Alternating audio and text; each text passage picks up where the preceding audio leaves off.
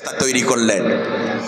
হযরত আদম তারপরে পৃথিবীতে আগমন করলেন, ওই ঘর সংস্কার করে ইবাদত করতে লাগলেন।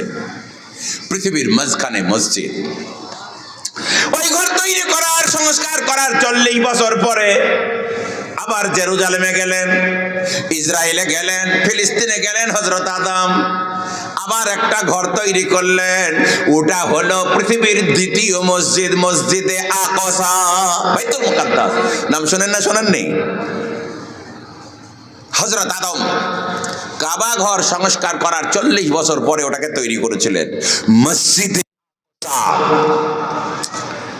এই দুটো ঘর হযরত নূহ আলাইহিস সালাতু ওয়াস সালামের জামানাতে বিরাট বড় বন্যা হয়ে গেল।